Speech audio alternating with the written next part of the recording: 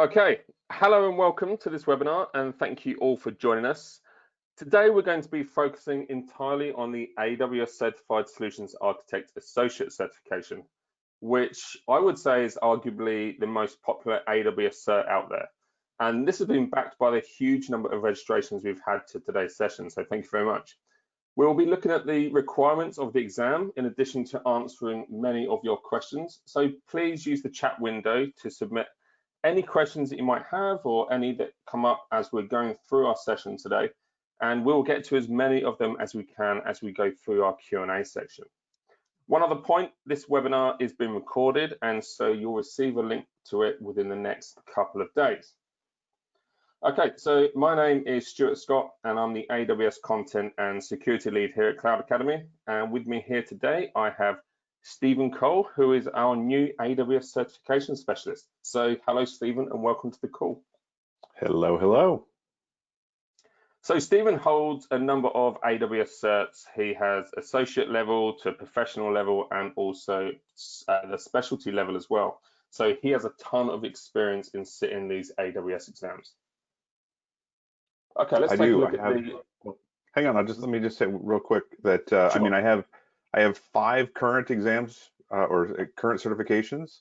I have the big data cert as a specialty. I have the database cert as a specialty, the professional solutions architect professional exam, as well as the solutions architect associate, and what's the other one? Developer associate. Nice. Okay, let's take a look at the agenda for the session today. We'll begin by taking a quick look at some of the key exam details before moving on to what's actually covered in the exam and what you'll be assessed upon. And then following this, we'll review some sample questions and provide some hints and tips on how to break these down to make it easier to both decipher what they're asking in the question and also help to come up with the correct answers as well. We've had quite a few questions on how to book the exam in the current situation that we're all in with this coronavirus outbreak. So Stephen's going to talk to us about that process as he recently sat an exam from the comfort of his own home. And then finally, for the bulk of this webinar, we are going to be answering questions that have already been submitted to us. So thank you for submitting those in advance. And then any questions that you might have during this session right now. So Stephen, can you start by running us through some of the exam details, please? Certainly. So you'll see when you go to sign up for the exam that there are 2 solutions architect exams, the SAA C01 and SAA C02. So solutions architect associate, that's the SAA. The new version is going to end with C02. The other one will be around until the 1st of July. But the new one is the one we're here to talk about today. You have a minimum passing score of 720 points, or however you want to think about it, as the final answer, out of a total possible 1,000. There are 2 types of questions. One is the multiple choice. So I want A, B, I have a question, pick A, B, C, or D. Then the other one is multiple response, where pick 2 or pick 3, depending on the question. And we'll probably talk about this more than once, but the multiple response is either right or it isn't. You don't get partial credit for being kind of right. You are either right or it's wrong. And then the exam itself, I'll always tell you as well on the question how many options you need to pick. So make sure you look out for that because I've been caught out with that before. Yep. And then the exam is $150 US, and there are 2, we'll talk about some of the ways to sign up, but there are 2 providers here in the States. One is Pearson VUE and the other is the one I can't remember right now. PSI. Yeah, yes. So, yeah. So you have those options. $150 it's not a cheap exam, so you want to make sure you know your stuff on the way in, because you don't want to be resitting this times. Okay, so as Stephen just explained, we're focusing on the new Solutions Architect, the SAA C02, and in this certification there are 4 domains. We have the percentage assigned for each domain, and this basically shows their corresponding percentage weighting, and this is essentially the percentage of questions from that domain that will appear in the exam. So you'll get most questions on domain 1, designing resilient architectures, and least amount of questions on domain 4, design cost optimized architectures. But we'll run through this in more detail as we go. So for the next 4 slides, I've broken down the assessment points for each domain, which you can see at the top of the screen. So for domain 1, you can see that there's 4 points that you'll be assessed upon. At the bottom of the screen, under focus points, are just some of the points of interest that I kind of recommend focusing on for that particular domain. And then on the right-hand side in the blue box, we've listed a number of different services that may also be tested upon as well. Now for me, the key point for this domain is to be able to confidently demonstrate that you have a strong understanding and awareness of how to architect a solution that encompasses different levels of high availability and resiliency, in addition to being able to implement different mechanisms to help minimize the blast radius should an incident occur, and to be able to quickly and effectively restore operations. I mean, that's kind of my interpretation of this domain. How about you, Stephen? Is it fairly similar to that? Points? I agree, but I'd go a step farther, especially if you're new to the cloud or relatively new to the cloud, or maybe you've tuned in to today's webinar thinking that you want to look towards the future to look at studying for the exam in the next 6 months or a year. If you've come from a monolithic application environment or development environment where everything sits on a single server or a set of servers that is in a rack, you really need to understand what multi-tier architectures are all about. That you have a load balancing tier, that you have an application tier, that you have a database tier, and that they don't talk to each other, or that one layer talks to the other layer directly and only that layer, so that you can, as Stu said, minimize the blast radius when there's a problem or if there's some sort of breach. So that 1.1 design a multi-tier architecture solution is bigger than most people realize. You really need to understand that. And once you understand how the tiers work and where the different things sit in all of that, where does CloudFront sit in that 3-layer tier, 4-layer tier? Where does a VPC sit in that 3-layer tier? Where do Lambda functions? Where does Route 53? Once you know that, then you'll be in a better place to sit for the exam. If you don't understand how things are decentralized and separated, you'll struggle. So this Definitely. is about design. It's about getting those foundations, those foundational understandings, and then once you have those, everything else starts just fitting into place as you study more, as you go through the services more. It all becomes a lot more logical. Absolutely. Okay, so let's move on to domain 2. Sorry, just before I do, as I said, this webinar is being recorded, so you'll get a link to this, so feel free to come back to these slides and look at them in more detail and look at the services of interest and the focus points. So moving on to domain 2, there's also 4 assessment points here. And I'll just say that with these assessment points across all the domains, they're designed to be fairly vague. So for example, 2.4, where it says choose high performing database solutions for a workload, it doesn't tell you which database services or which performance factors to be aware of. And so ideally, you should have a level of familiarity across the different AWS database services. And again, I've suggested some focus points here and some services of interest. Stephen, what would you say are some of the key points to be aware of for domain 2? I mean, so like as you mentioned, that 2.4, the choose high performing database solutions for workload. So knowing not necessarily what types of databases do what. I really don't care about MySQL or Postgres necessarily, but how do I make those database solutions work better, faster? So that usually means caching. That means something, maybe a read replica, offloading some of the design. Yeah. And I think that then turns into 2.2, high performing and scalable storage solutions. Well, sometimes you want to store things in an S3 bucket. That makes sense.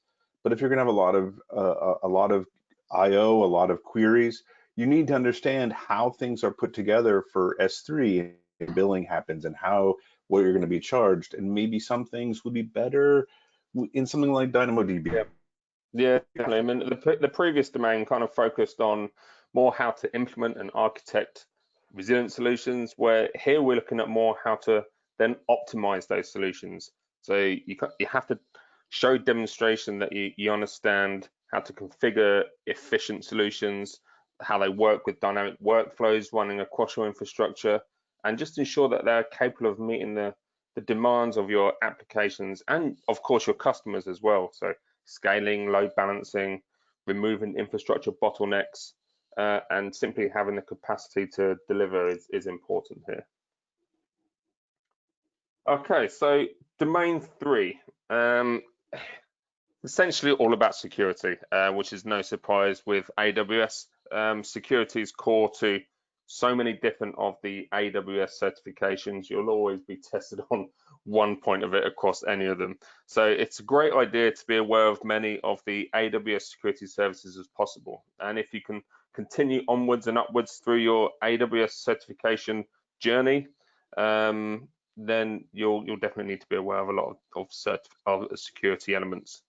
But for domain 3, however, for the solutions architect, you want to pay particular attention to how to implement layered security, from access management using IAM, encryption using KMS, and to capturing logs with CloudTrail and config as well. Anything else you'd add there, Stephen? I would say that whole idea of the layers is really, really important, because it's not just about, well, who has access. It's about what has access. What are the services that can talk to the other services, and how? And how can I audit these things? There won't be any questions about what is this command line option to do this one thing really, really well. It's going to be about, hey, what's the best way to create an authentication mechanism for a web-based solution, a web-based thing? And if you understand how IAM works, identity and access management, you'll know that maybe it's good for some things, but maybe Cognito is better for those web things. And you need to understand what these things do. That's right, the kind of particular use cases and feature set for each security service. And once you have an understanding of those, a lot of the security questions become a lot easier. Okay, so for the final domain, design cost optimized architectures, do you want to run through this one from your perspective, Stephen? Sure. So the three subdomains, I mean, identifying them, so it's identify, cost, and design, right? So I want to find something cost effective. I want to do cost effective storage, cost effective compute, and then I want to make sure that I don't spend a ton of money sending data in and getting data out of the cloud. So it's not going to say to me, you're not going to get any questions about how much does it cost to run this thing in one of the US regions or in the European regions. It's much more along the lines of, if I have a choice to store some data and I need to access it in a particular type of pattern, which is the most cost-effective way to do that? And maybe throwing in an S3 bucket is right. Maybe having some sort of elastic file storage system back end of an EC2 instance would be right. Maybe DynamoDB would be right. Maybe putting in a database for some sort of query would be right.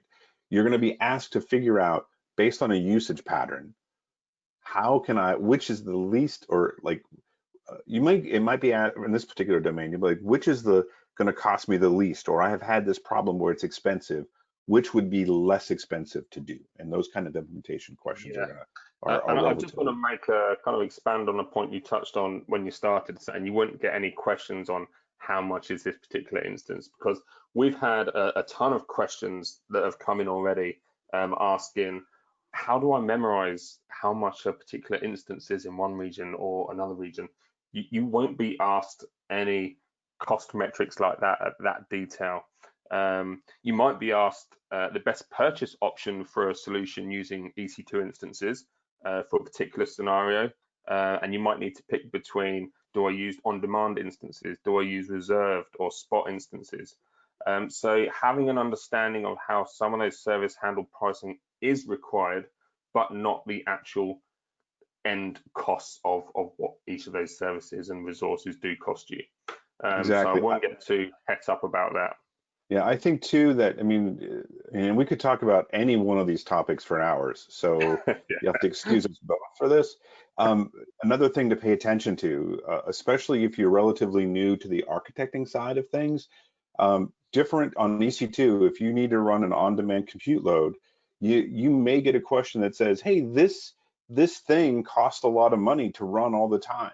So you need to understand how to shut things off when you're not using them.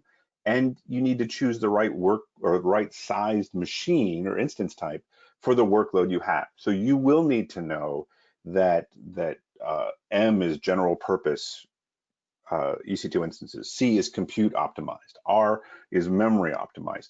And because each one of those things can handle a workload a little better than another one. There's some generic things, but there's some specific things. And so you're going to have to pay attention to those things, but not, well, this cost 1.2 cents in US East 1. Nobody cares. Yeah, you won't need to know that for sure. Excellent. Okay. So now we've covered the 4 domains. Want to move on some techniques on how to tackle the exam questions. So Stephen, my question to you, and being our AWS Certified Specialist, what is your method when you sit down in that exam room and you click on begin exam and your first question appears? What's your process to help you answer that question? Well, the first thing I do is stop crying, right? Because I'm not scared anymore. So you know, the stuff that's on the screen here is true, but you know what I actually do is I read the entire question. I have to read the whole thing and all of the options. It's a timed exam, right? We only have so much time, but I'm going to take the time to read it because I want to know what it's going to ask. So, and then I get rid of all of the extra stuff. Sometimes it just throws in the scenarios. Hey, somebody is building some kind of application using a particular language. That usually doesn't matter. I don't care.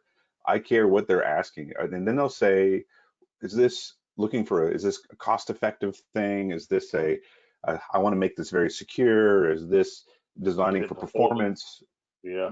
And then I look at the answers, and sometimes the answers, they put words in there that, you know, they look and sound and feel like they could be a thing, but they're not really a thing.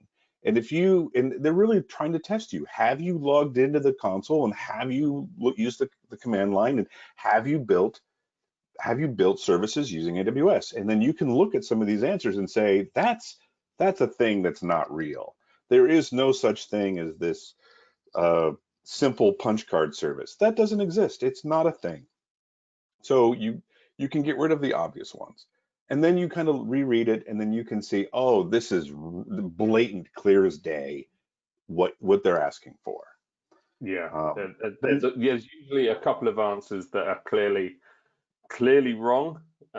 Just leaving 2 or 3 others that could be right if you know some information about those services, but it's understanding the full information that clinches it for you, and you can normally kind of decipher between those. So let's move on and look at a couple of sample questions. Now I've got a couple of sample questions here, and they've been taken from the sample questions supplied by AWS, and the link is at the top of the screen there. So if you want to view some sample questions of the exam, there's 10 in that PDF, so feel free to go through and take a look. But let's run through just a couple quickly. So we have a question here. A customer relationship management CRM application runs on Amazon EC2 instances in multiple availability zones behind an application load balancer. If one of these instances fails, what occurs? So straight away here, I would strip out the non-important elements of the question, such as the first few words. In this instance, it doesn't matter what sort of application it is. We just need to know it's an application. We also need to know about EC2 instances and also what an ALB is. So now let's look at the available answers. So we have four answers to choose from. And like Stephen says, I always look through all of the answers first, and straight away looking at this, we can see it's focusing on the load balancer. Every answer starts with the load balancer will. So straight away, you need to know that this question is based on what functions does a load balancer produce. So let's start at A. The load balancer will terminate the failed instance. What would you say to that, Stephen? Is that a feature of a load balancer? Exactly. That's a good question. And if you've never worked with AWS, you will know well, you won't know. If you have worked with it, you'll know that load balancers do one thing really, really well. And load balancers can funnel data to the right place. They don't control the other hardware by themselves. They don't have any logic built into them. So the load balancer won't do anything. It's not my job. So we know A is wrong. So B, the load balancer will stop sending requests to the failed instance. Well, Now that's something. I mean, that's again, that's what the load balancer knows how to do. It balances the load from the instances. So I would put a little pin in that and say that could be the right answer. Might not be, because there may be a better one, and that does happen. Exactly. So you always want to read all of the answers because there could be a better one. C, the load balancer will automatically replace the failed instance. Now, again, it's about knowing about what a load balancer does. Is that a feature of a load balancer? Will they spin up a new instance and replace the failed one? They won't. An autoscale will, autoscaling groups, which are obviously always, well, not always, but closely used with load balancers. So it could be trying to trick you there, confusing between autoscaling and load balancing. But that is not a correct answer. And then finally, the load balancer will return a 504 gateway timeout error until the instance is replaced. Is just so far off the scale, not what a load balancer does. I wouldn't even consider that. Would you? Yeah, I wouldn't, and the reason I wouldn't is that that's real specific. These tests are pretty generic. They're asking about how the services work, and it's rare. I mean, will be a couple questions that will throw something at you that is an internal part of how AWS works, maybe around identity and access management, maybe a little bit about cloud formation.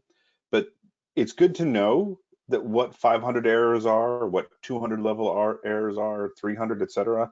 But this is a specific answer that doesn't fit anything else so far. So the correct answer here is B. The load balancer will stop sending requests to the failed instance. So let's run through one more. A company runs a public-facing 3-tier web application in a VPC across multiple availability zones. Amazon EC2 instances for the application tier running in private subnets need to download software patches from the internet. However, the instances cannot be directly accessible from the internet. Which action should be taken to allow the instances to download the needed patches? So here we have a web application with instances that are running in both public and private subnets. However, the question is simply asking what steps need to be in place to enable the instances in the private subnet to access the internet. So this question requires knowledge of VPC architectures and some security features. So let's take a look at the answers, and bear in mind we have to pick two. So this is a multiple response question. So firstly, A, configure a NAT instance in a private subnet. Now, if you know anything about NATs, a NAT instance or NAT gateway, which is more commonly used, a NAT gateway or instance will allow private instances in a private subnet to access the internet. So this is an interesting one. However, if you know enough about NATs, they have to be deployed in a public subnet and not a private subnet. So between two answers there, A and B, configure a NAT instance in a private subnet and configure a NAT gateway in a public subnet. We would go with option B, because you know NATs allow private instances to access the internet, which is what we're trying to do, so those instances can download patches. However, option A would be wrong and option B would be correct. Would that be your assessment in this, Stephen? Yeah, and I would say as a point of studying, especially if, say, you're a programmer type, somebody that's been a developer that is working their way into an architecting role, this is the time that you're going to need to sit down and talk with maybe some networking specialists to figure out and understand what does NAT mean? What is a network address translation process? What is that device? Where does it have to be? So once you understand what NAT does, then you'll understand how it moves, how it can move traffic from public spaces to private spaces, and even what that means. What does it mean to be public or private? And that's a thing that you can study. If you are a relatively new to AWS or new to architecting, and you're really good with maybe coding and doing the API stuff, but not so good at networking, these are the kinds of things that are going to show up on the test that you need to be aware of. Yeah, definitely. And then as we go through the other answers as well, for C, assign elastic IP addresses to the application instances. An elastic IP address is a public address, so we can't use that in the private subnet. So that straight away is out. And then we have our last two options. Define a custom route table within a route with a route to the internet gateway for internet traffic and associate it with a private subnets. Well, we're not really using the internet gateway here. We need to use the NAT gateway. So that wouldn't work for what we're trying to achieve. Now, if we look at the last option, define a custom route table with a route to the NAT gateway for internet traffic and associate it with the private subnets for the application tier, that would certainly work. So now we have the options of answer B and E. So we've added a NAT gateway in the public subnet, and for our private instances, we've added a custom route table pointing to the NAT gateway for internet traffic. And those two options will allow private instances to download patches from the internet. So that's just a quick rundown on how you can break down the questions and look at it logically and taking each answer at a time. So we're slightly behind on our schedule here. So if we can run through this slide quite quickly, Stephen. I know you've recently taken an exam from home. Can you just run through the points on the screen just about booking your exam, and then just some of the key points when taking your exam from home, which could be key to a lot of people? Very good. So you need to you have to log in to the AWS certification account. You can go to aws.training, and then you'll actually have to create a certification account to be able to book the exam itself. So there's the training account for the online training stuff that they offer, and then there's a secondary one for scheduling the exam. There are centers that process the exams. One is PSI, the other is Pearson VUE. In terms of identification, when you get into the testing center, and I'll talk about what happens when you do it in the privacy of your own home. For those of you that are or have English as a second or third or fourth language, if you need extra time to take the test, because they are timed, you can request what's called an accommodation. And yeah, you'll have to explain it. You have to defend it. You can't just say, well, I want more time. You have to say, well, these are my reasons. And I don't think I've heard of anybody being denied. And then you can take the exam remotely. So Pearson VUE as a testing center now allows all of their AWS exams to be taken remotely. That means you don't have to go into the testing center. When you go into the testing center, you check in, they take all of your stuff from you, anything that could be used for cheating, pencils, papers, electronic devices. They lock them up in a little locker and a little locked bag. They sit you down, they give you a little, maybe a eraser, right, or a quick erase kind of piece of paper thing where you could, like a whiteboard, if you want to make notes, and you sit down and take the test. And then when you finish it, you either pass or you don't. You can also take it now at home. Now at home, it's a little creepy. It's a little strange. And the reason it's strange is because you actually have to clear your entire desktop, wherever you're taking the exam, from anything that might be used to cheat.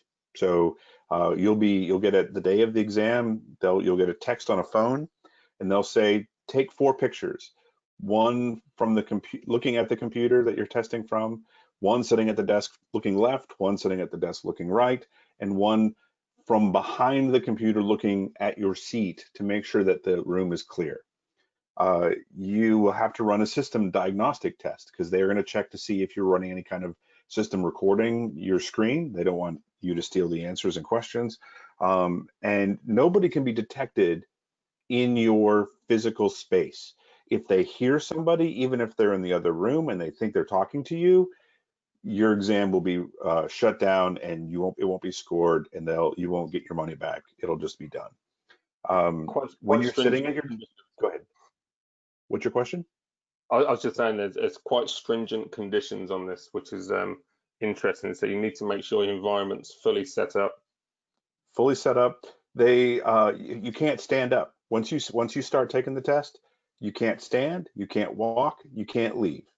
Your hands have to be visible the whole time. You have to have a webcam looking at you, and the proctor looks at you and keeps an eye on your hands.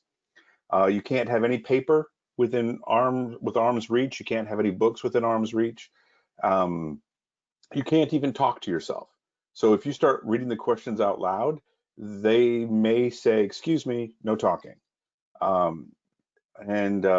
Well, there's something else about this. Oh, when I took the exam, the very first thing that they did was they asked me to take my webcam and point it down, because I have a monitor with my laptop. They asked to look left and right, and they saw a pair of headphones that I had disconnected from my computer on the desk, and they said they had to go. So they will look around a little bit before they approve the exam. Awesome. Thanks for running through that, Stephen. Like I say, I think in the current situation, that's valuable to a lot of people. Okay, so let's get on to some of the Q&A. Now, we've had so much response of questions that have come in prior to this webinar, so thank you for everyone who submitted questions. We've picked a few of them to go through, and then we'll answer a few of these questions, and then we'll tackle some of the live questions that have come in during the session as well. So for the remainder of this webinar, we'll just be focusing on Q&A. So one of the questions that come in is, how different is the SAA C02, which is the new Solutions Architect, compared to the old one in terms of complexity, apart from the domain percentage? Now, for me, from a complexity perspective, I found it very similar. However, there are some newer services covered. In my experience, I mean, it might be different on someone else's exam, but in my experience, I found that we now have information on the AWS Transit Gateway, the AWS Global Accelerator, Amazon FSx, and DynamoDB Accelerator, known as DAX. So there are some definitely new services included in the new exam. And if you compare the old domains to the new domains, as you can see in the table at the bottom there, the first 4 domains are pretty much the same in what they're asking. They're probably more refined, but they've dropped off domain 5, define operationally excellent architectures. So it's a lot more focused in the new exam, but content-wise, it's very similar, but there are some newer services covered. So going back to the question, in terms of complexity, I'd say it's similar. How about you, Stephen? You know, I would agree. The perspective of the questions is what's changed. The content hasn't really, but how they're asking it, because with an operational excellent architecture, it tends to be subjective. So if what's operationally excellent to one industry might be a problem with another. And if you also look at the the C02 exams, it says design, design, design, design. They want to know, how would you build something? How would you implement this kind of thing? Whereas with the first one, you might get questions that say, well, if I wanted to have something with that I'm storing a lot of binary object data with metadata that is related, they're looking at you to come up with a way to talk about, well, maybe I would have like DynamoDB to have metadata, and I store the binary object someplace else, and how would I design that? Or how would I implement that? Or what are the tools I would need? With the new one, it's much more, how would I design the process to do X, Y, and Z? And I would look at maybe that same question, not from the perspective of, here's what I want you to do, but here's what needs to happen. And I need to have the binary object, and I need to have the metadata with it. Where am I going to go? it's a subtle thing. It's not big. These are little changes, but it's about understanding the path you would take to build whatever Sure. architecture that's being asked. Nice, excellent. So moving on to the next question. Actually, just before I do, I wrote a blog about this a little while ago, just about the differences between the two certifications, and there's a link to it at the bottom of the screen there. So moving on to the next question. What should a novice know before taking this exam? Quite a lot, really. Fundamentally, you want to have an understanding of what cloud computing is in its kind of rawest form. And if you're new to AWS, then, and if this is your first certification, then you might want to tackle the AWS Cloud Practitioner certification first. It's not as technical as the Solutions Architect, but it does give you a great foundation and a great insight to how AWS works. Whereas I think you said this earlier in the week, Stephen, you compared the two and said that the Solutions Architect enables you to define the how to implement. Yeah, so from my perspective, cloud practitioner is about developing vocabulary, especially if you're brand new, I mean brand spanking new, or if you have employees or if you have a team that's moving to the cloud and they're talking and you don't understand what they're saying, then studying for the cloud practitioner will tell you what things are. What is S3? What is, or the simple storage service? What does it mean to be elastic? What is the elastic compute cloud? What? Whereas studying for the Solutions Architect Associate exam or developer exam or even SysOps, this is why, or no, sorry, this is why, this is how. How do I do this? How do I implement creating a DynamoDB database? How do I implement using S3 buckets and creating a bucket versus creating a prefix for the bucket? And how do I manage that? Yes, it's certainly a lot more technical, and it covers the different foundation areas as well within the Solutions Architect. So there's a number of core services used within different areas, and those areas are your compute services, your storage services, your database services, and network and security. So you want to have familiarity of those core services in each of those areas, and you want to understand those well.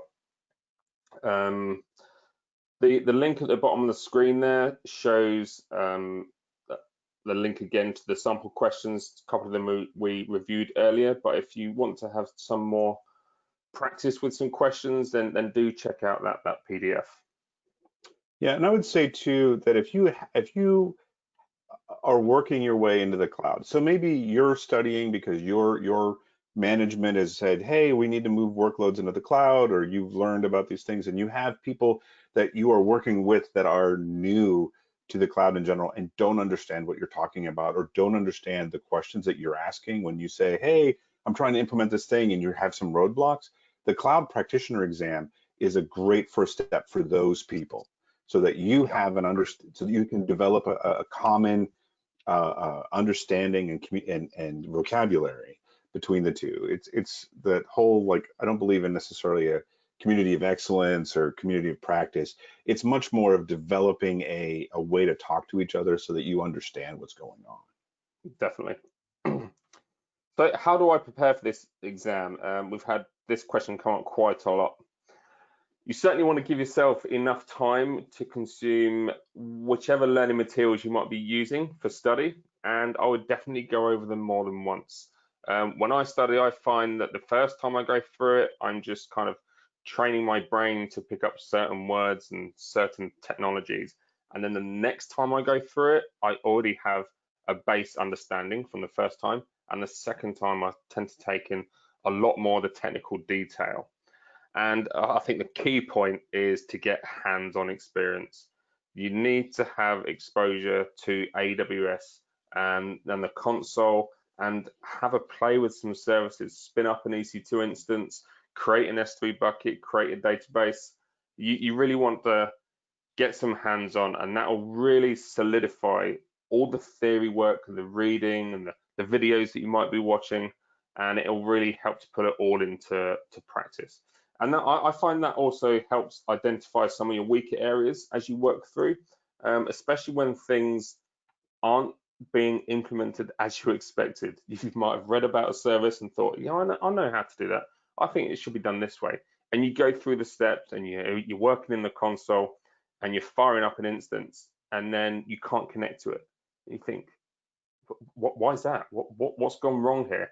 And it's that really helps to teach you and solidify what you know and what you don't know. And when you fix those problems, that's when you really start to learn. Nobody who learns from their success, right? Who says, hey, I did that perfect the first time. No, you remember because you put your hand on the stove, you burned yourself. Let's not do that again.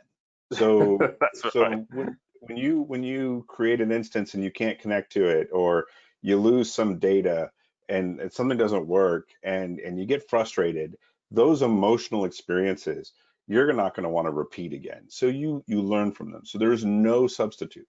Now, I would also say that that's kind of a plug for working with Cloud Academy, is that we have these great lab environments. Use the lab environment as the place to make your mistake. If you're going to test something and you're going to learn from those mistakes, do that with us. Don't go into production environments and say, hey, I'm just hit delete here. What could go wrong? Yeah, that's a very bad move. Definitely. Get your resume ready.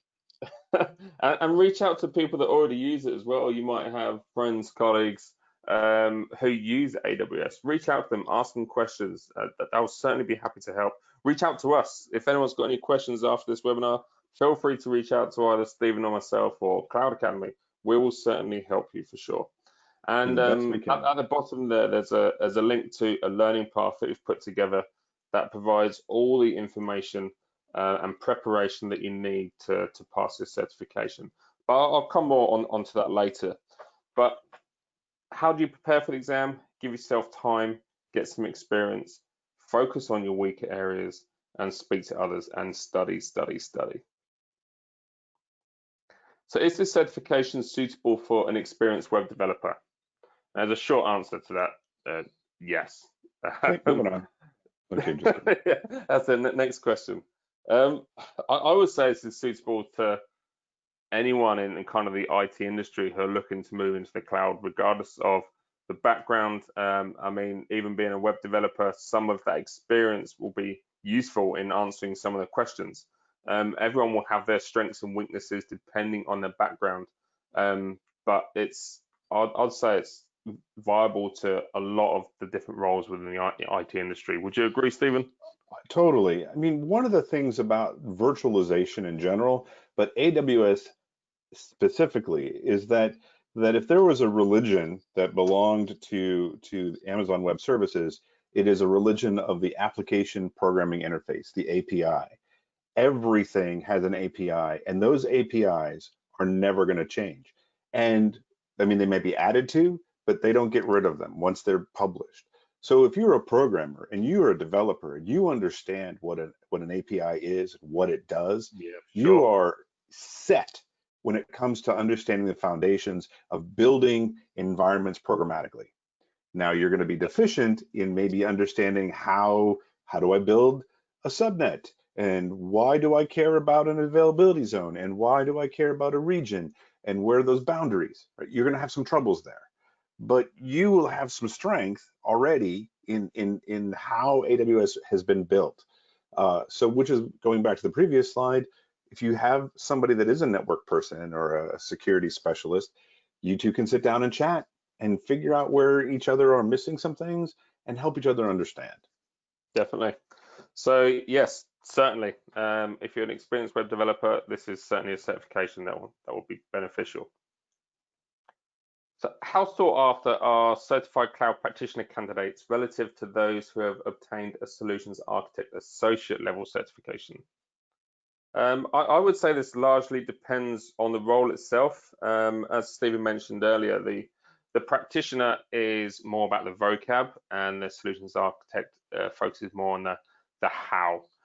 So if your role isn't, if the role isn't too technical and it's more to have an understanding and awareness of what AWS is and the features it has and what it can do, then the cloud practitioner is totally viable and doesn't really have the Solutions Architect Associate doesn't really have any significant power over the practitioner for a role of that kind of knowledge.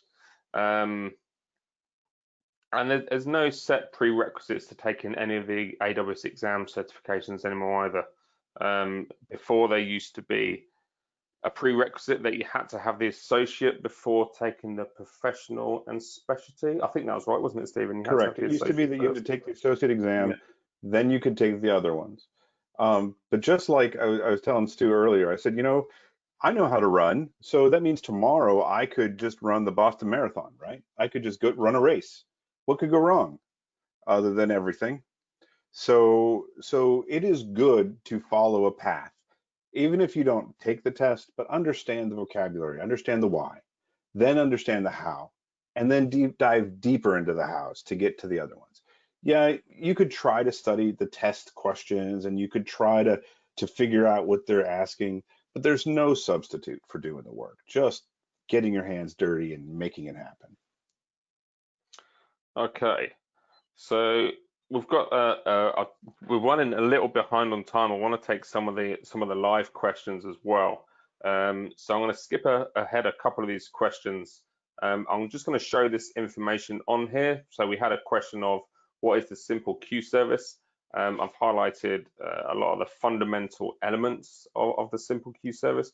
But we could just read through this very quickly, just to try and catch up with ourselves. So the primary function of SQS is to handle the delivery of messages between different components within your infrastructure. And this helps to create a decoupled environment. It's a fully managed service. It has capability of sending, storing, and receiving messages at massive scale without dropping any of the messages in its queues. And there's essentially three core components in its whole architecture. We have something called producers, which are elements that are responsible for sending messages to your queue. This could be something like SNS or AWS Lambda. It could be sending messages to your SQS queue, so they're the producers. Then you have the consumers, and they're the ones that are responsible for processing the messages that are waiting within your queue. And finally, you have queues. And there's three types of queues that SQS has. You have the standard queue, which are highly scalable and offer unlimited throughput. And they're the default queue type as well, and they support at least once delivery of messages.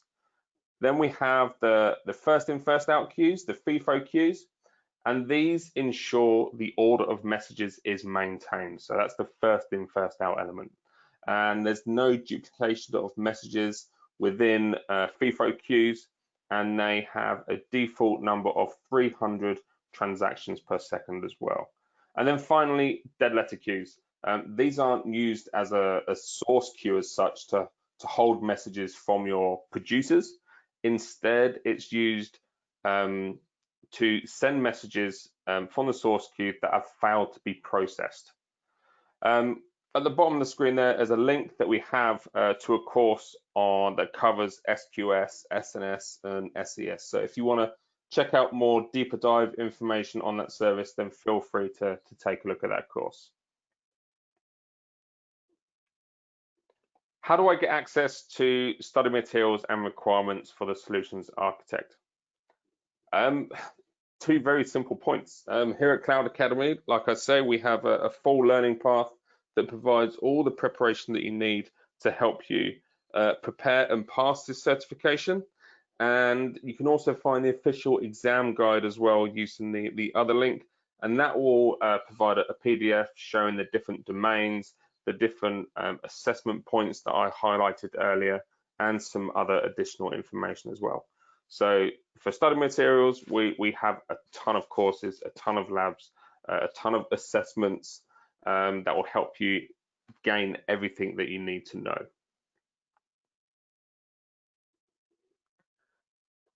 So question here, can you skip the Solutions Architect Associate and jump straight to the Solutions Architect Professional? You can, but it's a very different level of exam. Like I say, there's no prerequisites to an order anymore. But like Stephen said, do you want to run before you can walk, essentially? It's good to take it in a set order, because there is a significant difference between the associate level and the professional level certs. Anything else that's kind of quick to add to that, Stephen? No, I mean, pretty much anybody can fly if you give me enough push. Bad idea to force it. Okay, let's now jump onto some live Q&A questions. So thank you for everyone sending in questions. I can see a big stream of questions here. So let's just let's take it from the top. Is the Solutions Architect study material way different than the Solutions Architect Associate, the first version? I've already studied for the Solutions Architect version 1, but I might not get to it before July. What are your thoughts on that, Stephen?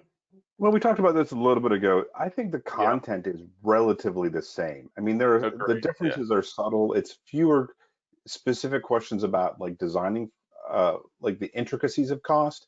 Instead, it's more about which services were more cost effective. I think that's like the big difference. The services themselves are going to be a little bit more targeted towards, about design, as opposed to understanding the actual service itself. Yeah, and just some of those new services that have crept in as well, like I mentioned earlier, the Global Accelerator, DAX, Transit Gateway, but I'd say kind of the core, maybe 70%, 60 to 70% of the core methodologies and understanding remains the same.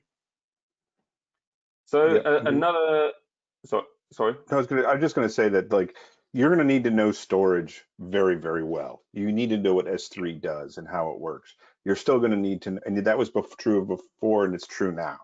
But you might need to know a little bit. I mean, there's more features. I mean, what are the different classes? What is reduced redundancy or whatever it's called? Single AZ storage. Why would I use that? Why do I care? Yeah, agreed. Storage is covered quite a lot in the exam. Okay, we've had another question come in here. Is the AWS Solutions Architect Certification exam getting retired in July?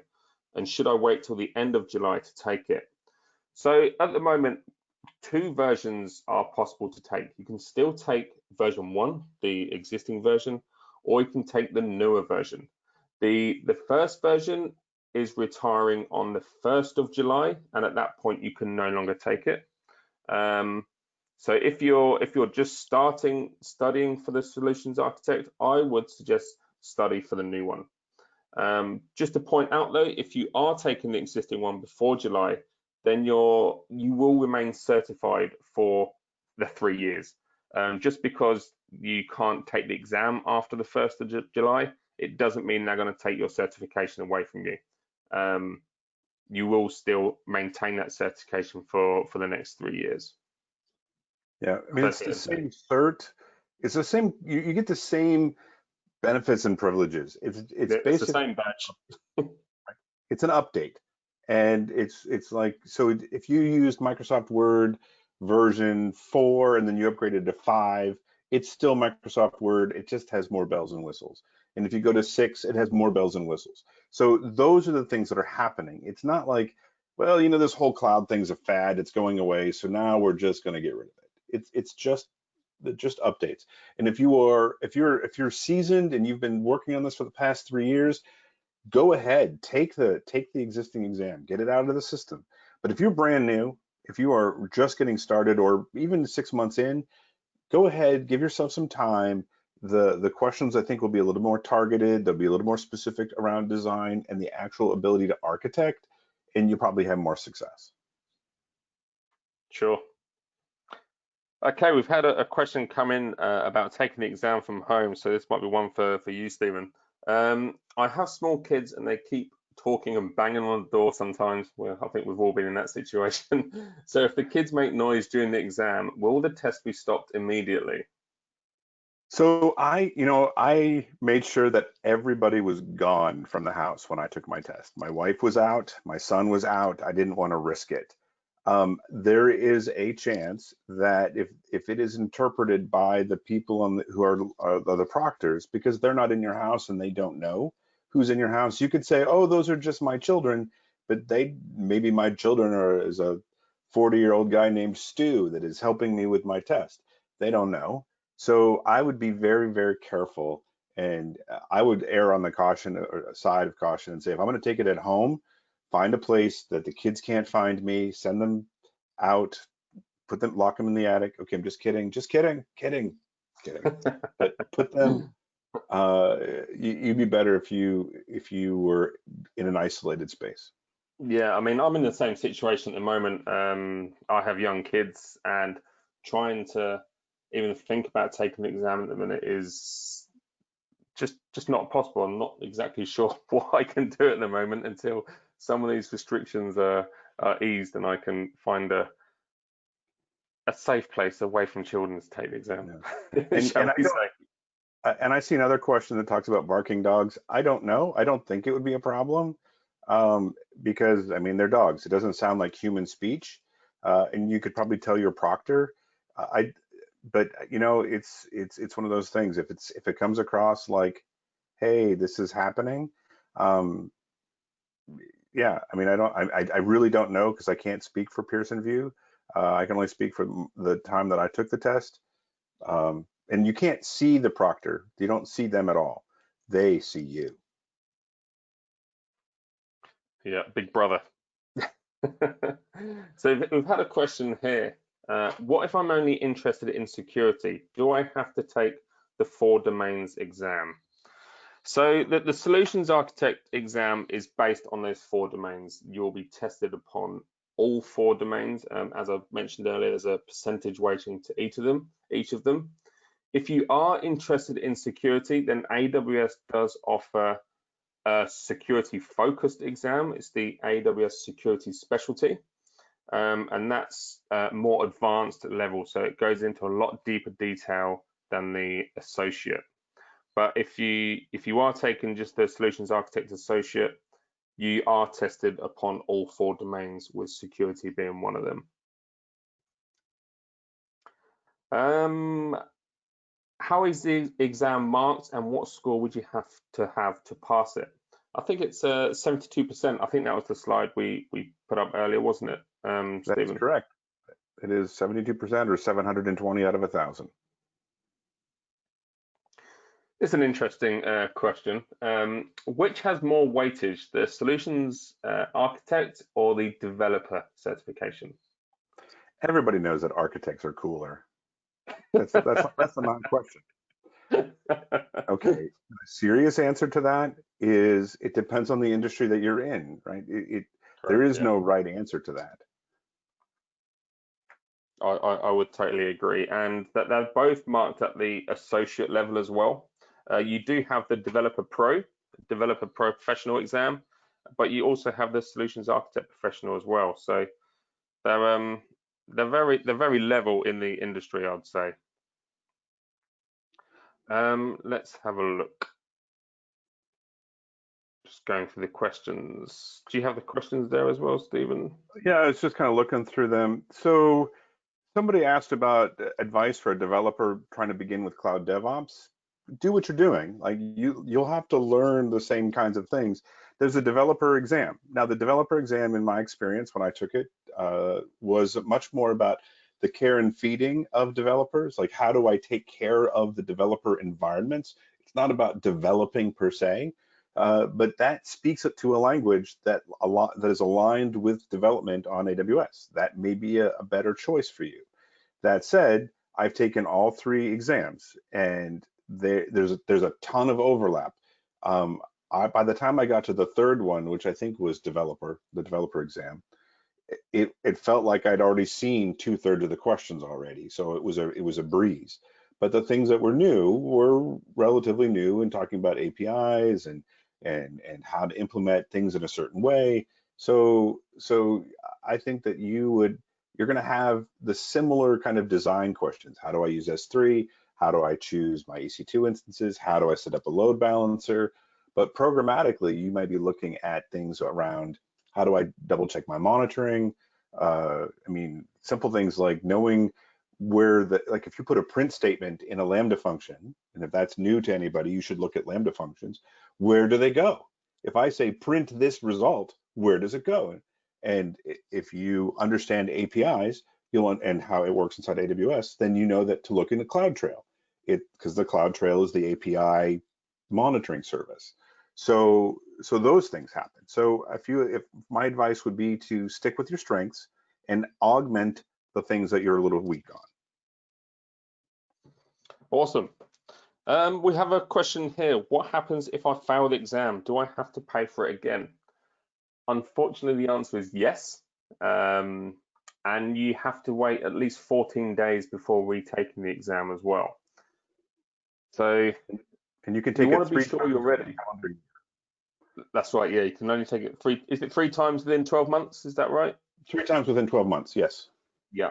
Yeah. So it's you want to make sure you're ready, because no one wants to be paying $150 twice in 2 weeks. But that's how it happens, unfortunately. We've had a question regarding the security specialty exam. Do we still have to get the associate exam as well?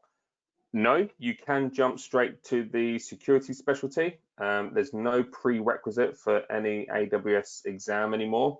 There used to be, but not anymore. So if you are purely focused on security, then you can jump straight into that certification.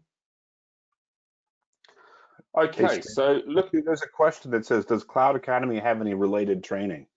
Huh. I was just going to jump onto that next, just looking at the time. So a couple of times I've mentioned that we have a learning path here at Cloud Academy, and we've built this learning path, the AWS Solutions Architect Associate, which focuses on the new version, and it prepares you for the certification. So it has 29 courses. These are theory courses or video courses covering every part of each domain, so all the control points. So it totally prepares you from a theory perspective, helps you learn it and understand exactly what you need to know. We have 8 hands-on labs. Now these labs provide a guided experience to learn in a live AWS environment. You can build and validate your practical experience directly on AWS using credentials that we give to you by Cloud Academy, so it doesn't cost anything to you in your own AWS account. And you'll use step-by-step guidance to practice your skills essentially without getting stuck. And this helps you to solidify your practical knowledge in a short amount of time. Now, we also have 3 challenge labs as well in this learning path. Now, these are essentially the hands-on labs with the gloves off. You can jump straight into auto-provisioned cloud environments that we provision for you, and you're given a goal to accomplish. So there's no instructions and no hints.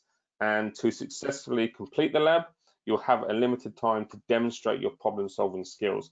So these are great to really reiterate if you've taken on all the theory knowledge from the courses and then using some of your hands-on lab experiences to then be thrown it into a challenge to kind of put it all together.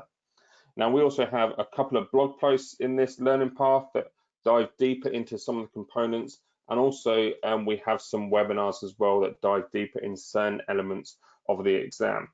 Now, at the end of the learning path, there's a preparation exam, and this is designed to prepare you for the type of questions you will need to answer, as well as being in a timed environment as well. So you get to experience what it's like in the actual exam.